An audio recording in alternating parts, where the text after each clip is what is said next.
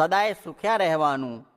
સ્વામિનારાયણ હરે સંવત 1883ના ભાદરવાવદી 9મીને દિવસ સ્વામી શ્રી સહજાનંદજી મહારાજ શ્રી ગઢડા મધ્યે દાદા ખાચરના દરબારમાં ઉગમણે દ્વાર ઓરડાની ઓસરીએ ઢોલિયા ઉપર ગાદી તકિયા નંખાવીને વિરાજમાન હતા અને સર્વ શ્વેત વસ્ત્ર ધારણ કર્યા હતા ને કંઠને વિશે મોગરાના પુષ્પના હાર વિરાજમાન હતા ને પાગને વિશે મોગરાના પુષ્પના તોરા વિરાજમાન હતા ને પોતાના મુખારવિંદની આગળ મુનિ તથા દેશ દેશના હરિભક્તની સભા ભરાઈને બેઠી હતી.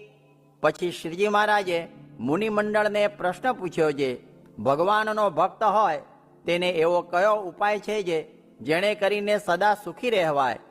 પછી મોટા મોટા સાધુ હતા, તેણે જેવું જેને સમજાયું તેણે તેવો ઉત્તર કર્યો.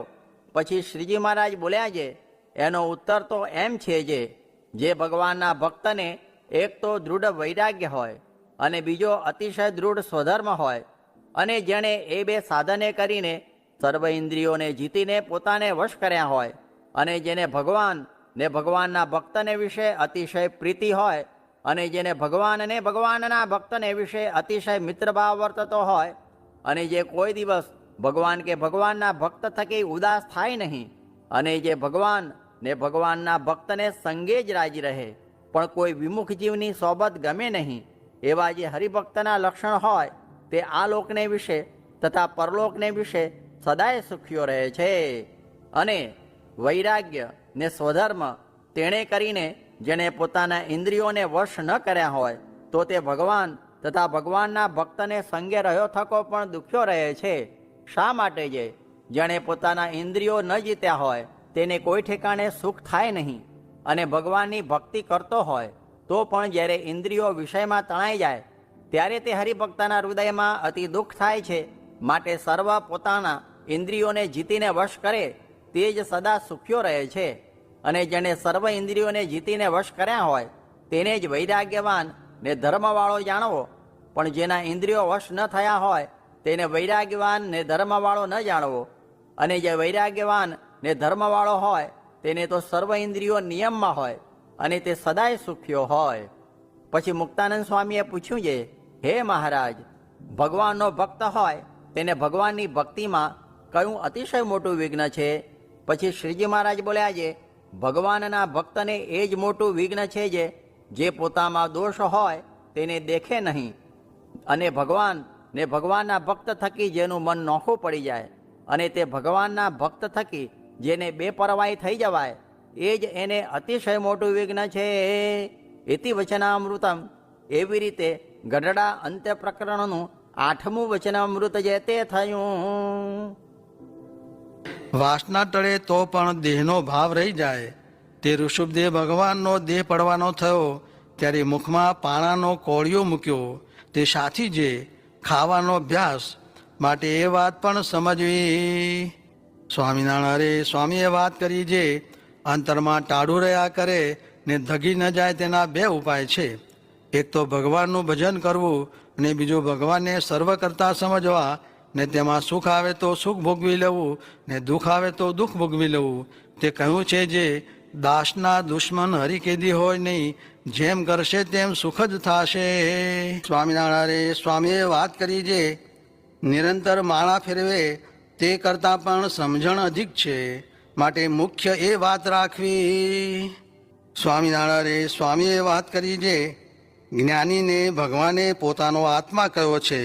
તે ઉદ્ધવ જ્ઞાની ને પ્રેમીનું ભગવાન રાખે તો ખરા પણ જ્ઞાન વિના અધૂરું.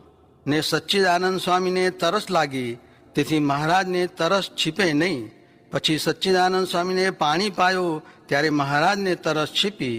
તો પણ મહારાજનો મત નિજાત્માનમ બ્રહ્મરૂપમ માનવું એમ છે. સ્વામિનારાયણ હરે સ્વામીએ વાત કરી જે ઉપશમ કરવા બેસવું તે વખતે ભગવાનની મૂર્તિ વિના બધું વિસારી દેવું. સ્વામિનારાયણ હરે સ્વામીએ વાત કરી જે બુરાનપુરમાં ડોશીઓ પાસે 2 મહિના મેં વાતો કરી હતી પણ મન જવા દીધું નથી. કેમ જે મન આપણું નથી માટે તેનાથી જુદા રહેવું. સ્વામિનારાયણ હરે સ્વામીએ વાત કરી જે ગ્રહસ્થને શોભા તે ત્યાગીને દૂષણ ને ત્યાગીને શોભા તે ગ્રહસ્થને કલંક રૂપ છે. તેમજ સદવા વિધવાનું પણ સમજવું. સ્વામિનારાયણ હરે સ્વામીએ વાત કરી છે.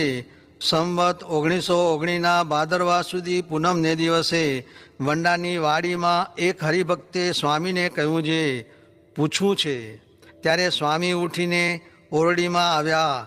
ત્યાં પૂછ્યું છે, તમને પૂછીએ તેનું સમાધાન કરી આપો છો, પણ વળી એમ થાય છે જે કેમ થશે તે દુઃખ રહે છે, માટે જેમ સુખ થાય તેમ ઠરાવ કરી આપો. ત્યારે સ્વામી કહે, સુખ તો અહીં જ થશે, શત્રુ પીડે તો પણ અહીં સુખ થશે, ને ક્રિયા પોતાથી થાય એવી હળવી ક્રિયા કરવી, ને મોટા કામમાં ભરાવવું નહીં, ને કહેવું છે એ મારાથી થાય નહીં, ને મંદિરમાં તો માણસનો ખપ છે તે સૌને રાખે, ને મોટા કામમાં તો સુખ ન રહે ને દુઃખ આવે, માટે લોઢા કોદાળી પાવડો એ સાચવવા, તાળું કૂચી રાખવાને દેવા ને સંભાળીને લેવા એવું કામ કરવું. નીકર મંડળમાં ફરવા જાવું તથા શોધવાનું એવા કામ કરીએ, ને દેહ પાડવો તે કોના હાથમાં છે એમ બોલ્યા. ત્યારે કહ્યું છે, એ તો તમારા હાથમાં છે. પોતે કહે, એ તો ભગવાનના હાથમાં છે. ફરી પૂછું છે, આવા રૂડા દેશકાળમાં માયથી ને બહારથી ધક્કા લાગે છે, ત્યારે પછવાડે સત્સંગ કેમ રહેશે? સ્વામી કહે, દેશકાળે કરીને કાંઈ સત્સંગ જાતો નહીં રહે. વળી પૂછું છે, કોઈ ઇન્દ્રિય તો નિયમમાં નથી થઈ, એટલે મૂંઝવણ આવે ત્યારે મુવા સુધી મનસુબા થાય છે. તમે બેઠા મૂંઝવણ આવે તે ટાળો છો, પણ પછવાડે કોનાથી ટળશે તે નિર્ધાર કરી આપો. જેમ શ્રી કૃષ્ણે ઉદ્ધવને કરી આપ્યો હતો તેમ કરી આપો. મને તો કાંઈ સૂઝતું નથી, પણ પછવાડે એમ ન થાય જે આ વાત પૂછવી રહી ગઈ તેવું પણ કહો. ત્યારે સ્વામી બોલ્યા, જી ઇન્દ્રિયો અંતઃકરણનું તો કાળે કરીને સમાધાન થાય. મૂંઝવણ તો એવી જ છે, તે ધીરે ધીરે સારું થશે. પછવાડે મૂંઝવણ ટાળે એવા ઘણા છે, પૂછવાનું બતાવે એવા પણ પછવાડે છે. ફરી પૂછવું છે, ત્યાગી ગૃહીમાં જીવ કોની સાથે બાંધવો? ત્યારે સ્વામી કહે, જીવ બાંધવામાં બાલ મુકુદાસજી, પ્રાગજી ભગત, જાગા ભગત, લાલાભાઈ, કલ્યાણભાઈ, અર્જણ બાબરિયો ને જુણોભાઈ આદિ છે. વળી પૂછવું છે, પછવાડે સમાસ થશે કે અસમાસ થશે? ત્યારે સ્વામી કહે, પછવાડે સમાસ નહીં થાય તો બરાબર તો રહેશે. પછી કહે, જીવ સામું જુઓ તો કોટી કલ્પે છૂટકો થાય તેમ નથી. ત્યારે સ્વામી કહે, જીવના સામું તો જોતા જ નથી. આ રીતે ઉત્તર આપ્યા. સ્વામિનારાયણ હરે સ્વામીએ વાત કરી છે, ગૃહસ્થને રૂપિયાનું ભજન થાય છે, ને ત્યાગીને દેહનું ભજન થાય છે.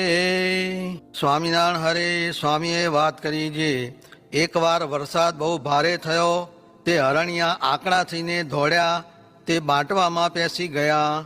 હવે એ ત્યાંથી નીકળનારા છે.